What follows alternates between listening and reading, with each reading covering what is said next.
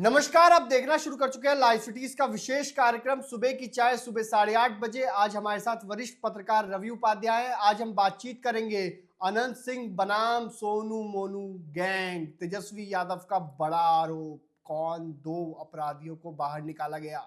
बिना नाम लिए तेजस्वी यादव ने कई बातें कही हैं। साथ ही साथ बिहार में शिक्षा विभाग में बड़ा घोटाला हुआ है क्या, डीईओ फंसेंगे। कई जिलों के डीईओ रडार पर, छापेमारी से कई चीजें बरामद, करोड़ों कैश मिले। साथ ही साथ बंशीधर ब्रजवासी को किसने धमकी दी। वहीं अब हम बातचीत करेंगे, बीपीएससी रिजल्ट जारी हो चुका है। बीपीएससी 70वीं पीटी का रिजल्ट जारी हुआ है। साथ ही साथ टीआरई 3 को लेकर जो काउंसलिंग चल रही है उसमें बड़ा खेल सामने आया है। साथ ही तेजस्वी यादव महिला संवाद यात्रा पर भी निकल सकते हैं। महिलाओं के बीच संवाद करने के लिए उनकी यात्रा हो सकती है। सबसे पहले हम बातचीत करेंगे मोकामा में जिस तरीके से गोलियां चली, परसों गोलियां चली हैं और गोलियां ही गोलियां चली हैं। 100 से अधिक राउंड फायरिंग हुई है। सोनू मोनू गिरोह बनाम पूर्व विधायक का था। क्या कुछ पूरा मामला है? देखिए, सबसे बड़ी बात है कि जिस स्थान पर गोलीबारी की, वही बताए, गोलीबारी की घटना जो नौरंगा की बात कही जा रही है, मोकामा है।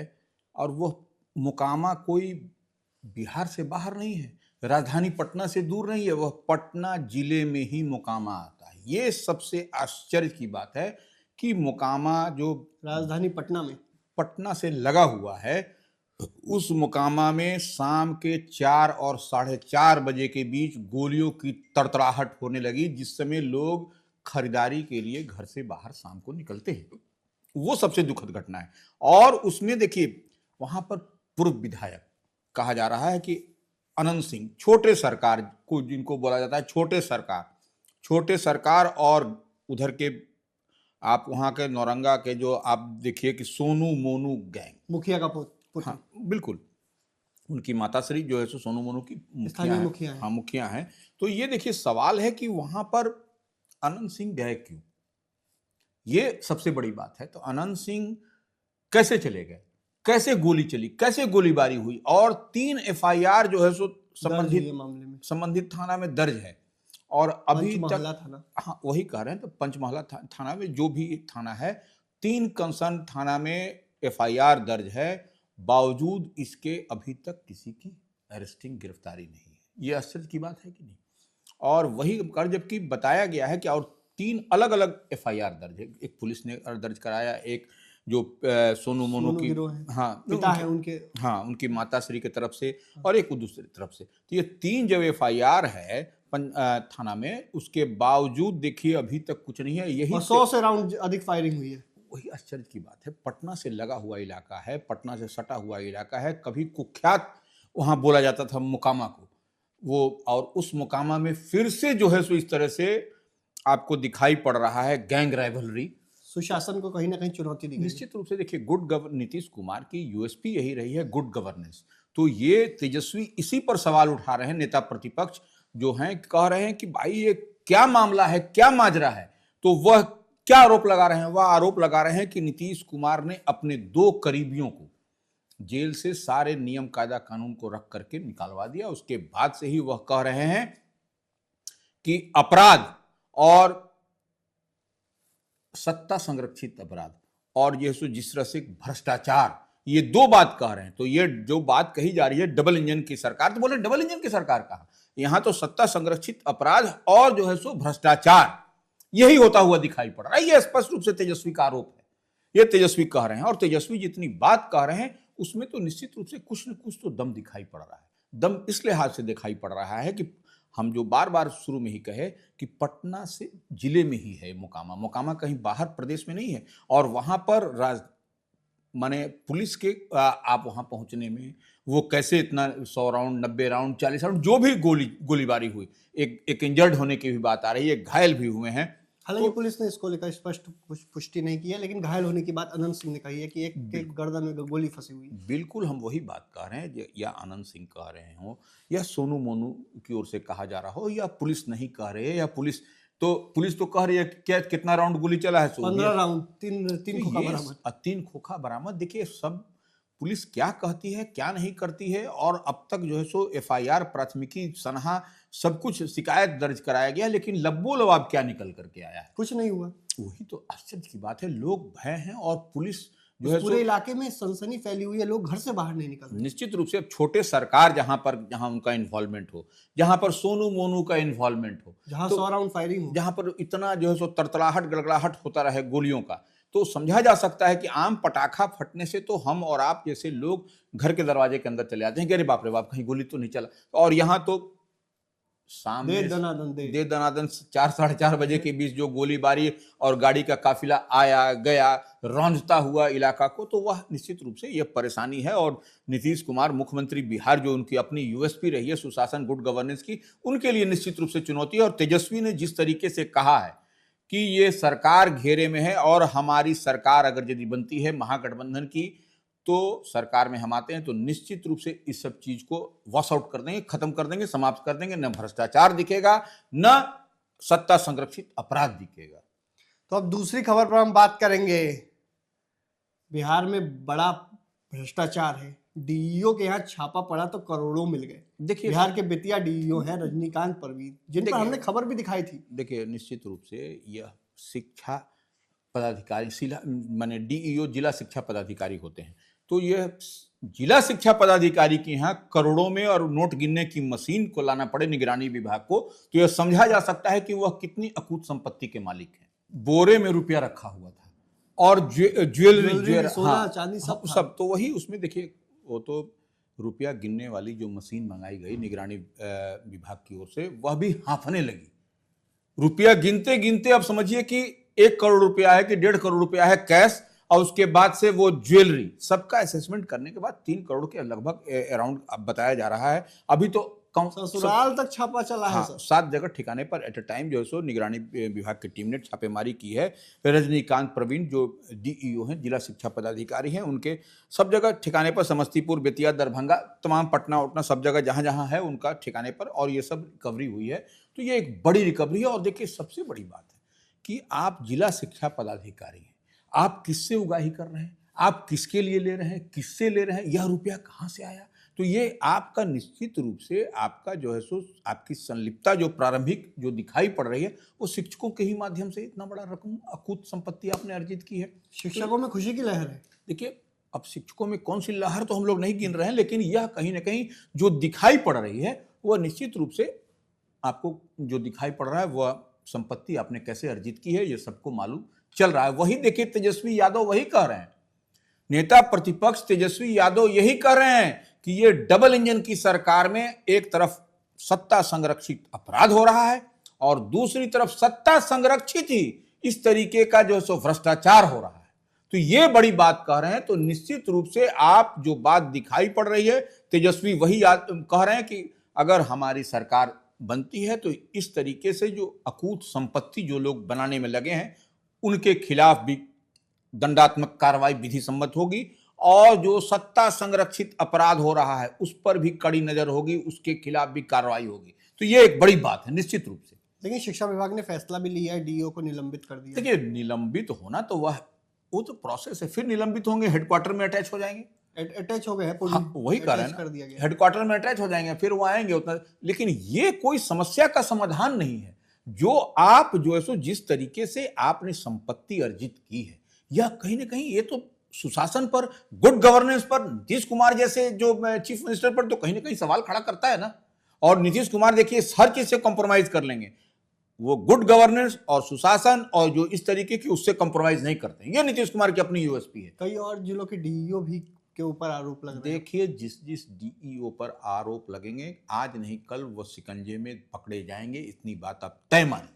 लेकिन छापे से हड़कंप बच गया हुआ है, माल इधर उधर दबा रहे हैं। देखिए छापे निगरानी विभाग या स्पेशल यूनिट विजिलेंस, वही कर रहे हैं। बिहार पुलिस की ही सब ये अलग अलग विंग है। तो ये जो चाहे आर्थिक अपराध इकाई ईओयू, यह सब तो छापेमारी करती रहती है, लेकिन बावजूद इसके देखिए ये सब रिकवरी हो रहा है। तो यह सब तो देखिए होता रहेगा, लेकिन नीतीश कुमार की यूएसपी ये नहीं है, हमारे कहने का मतलब स्पष्ट है।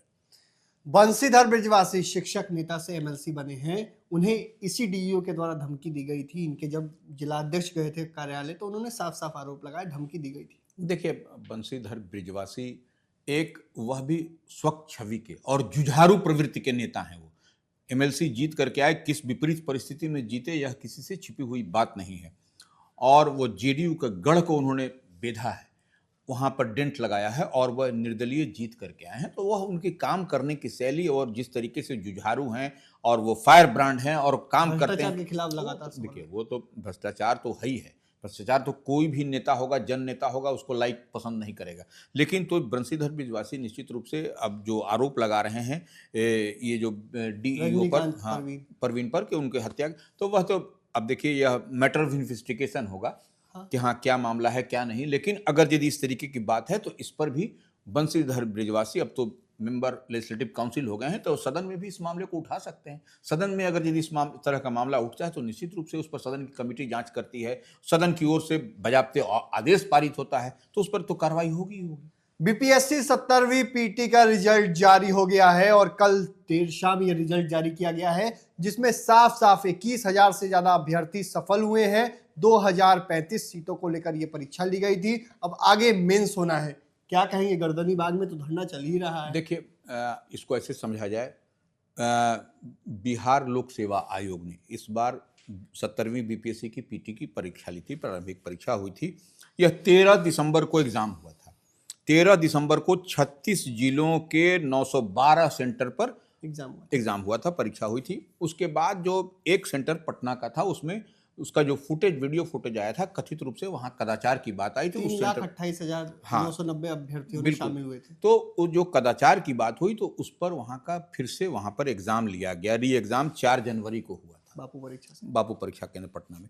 तो ये, लेकिन देखिए अब इस तरीके से जो परीक्षा हुई, उस परीक्षा का और बीपीएससी अभ्यर्थी लगातार, कभी जन सुराज के संस्थापक प्रशांत किशोर इसको लेकर के, चिराग पासवान ने धांधली का आरोप लगाया था। बिल्कुल बिल्कुल, हम वही कह रहे हैं। चिराग पासवान केंद्रीय कैबिनेट मिनिस्टर हैं नरेंद्र मोदी सरकार में और लोक जनशक्ति पार्टी रामविलास के अध्यक्ष हैं। प्रशांत किशोर जनसुराज के संस्थापक हैं। ये लोग तमाम, गुरु रहमान और सब लोग, ये लोग आंदोलन कर, खान सर, ये लोग आंदोलन कर रहे हैं, सत्याग्रह पर थे जनसुराज के संस्थापक लंबे समय से प्रशांत किशोर। बावजूद इसके देखिए बीते दिन, कल आपने देखा कि किस तरीके से परिणाम घोषित कर दिया गया और 21,581 अभ्यर्थी सफल हुए हैं। अब देखिए बैठे थे कितने भी बता दें, 3,28,990 अभ्यर्थी इसमें शामिल हुए थे परीक्षा में, लिखित परीक्षा में। लेकिन अब परिणाम जो आया है 21,581 पास आउट हुए हैं। फिर से अब जो परीक्षा होगी उसमें बैठेंगे लोग, ये तो हम मेंस के लिए। तो अब देखिए सीट इसमें कितना है, सीट है 2035 ये सीट है, तो सीट भी बहुत ज्यादा वैकेंसी है। इसलिए अब देखिए, अब तो अगले डेट का एग्जाम का इंतजार करना पड़ेगा। हालांकि यह मामला हाईकोर्ट में सब जुडिस भी है। हाँ, उस साफ परिणाम में कुछ फेरबदल हो सकता है। बीपीएससी ने जो पत्र जारी किया है रिजल्ट जारी करते वक्त, कल जो पत्र आया है साफ साफ लिखा है परिणाम में कुछ फेरबदल भी हो सकता है, क्योंकि मामला न्यायालय में। बिल्कुल, तो ये एक अभ्यर्थियों के लिहाज से तो जो री एग्जाम की मांग कर रहे हैं उनके लिए दुखद है कोर्ट पर। हाँ, लेकिन जो लोग हैं उनके लिए सुखद खबर है। तो ये पास हो गए, हाँ पास हो गए, तो ये अच्छी खबर है। ये अच्छी खबर है, उनको शुभकामनाएं दी है बिल्कुल बीपीएससी ने। वही तेजस्वी यादव इन दिनों यात्रा पर भी हैं, लेकिन एक और यात्रा कर सकते हैं, महिलाओं के साथ वो यात्रा करेंगे, महिलाओं से बातचीत करेंगे। उस यात्रा में क्या कुछ होने वाला है बिहार में? देखिए, एक बात ऐसे समझिए, तेजस्वी यादव नेता प्रतिपक्ष, जो राजद की कमान, राजद की बागडोर उन्हीं के पास है। महागठबंधन की ओर से चीफ मिनिस्ट्रियल कैंडिडेट भी वो हैं। बीते दिन जो है सो राष्ट्रीय कार्यकारिणी की जो बैठक हुई थी राजद की, उसमें स्पष्ट रूप से वो तेजस्वी यादव के नाम पर मुहर लग गई कि वही जो है सो महागठबंधन को लीड करेंगे बिहार में। यह पहले भी वही लीड करते थे।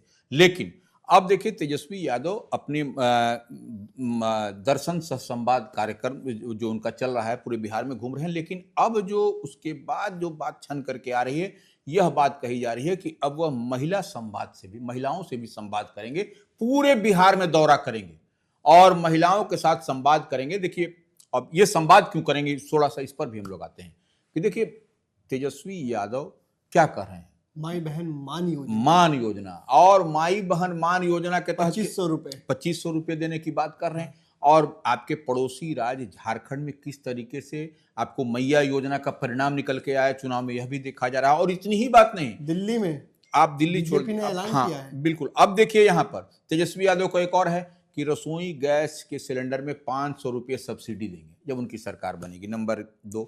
नंबर 3, जो सामाजिक सुरक्षा पेंशन योजना है उसमें भी वृद्धा को, दिव्यांग को या अन्य जो है उसको भी 1500 रुपये देंगे। तो यह एक बड़ी चीज तेजस्वी ने 2020 के विधानसभा चुनाव में एक बड़ी लकीर खींची थी बेरोजगारी और पलायन को लेकर के। उन्होंने कहा था कि हमारी सरकार यदि बनती है, हम लोग सरकार में आते हैं तो पहले ही कैबिनेट में 10 लाख जो है सो युवाओं को रोजगार देंगे। तो यह फिर इस बार वही कुछ करते हुए दिखाई पड़ रहे हैं।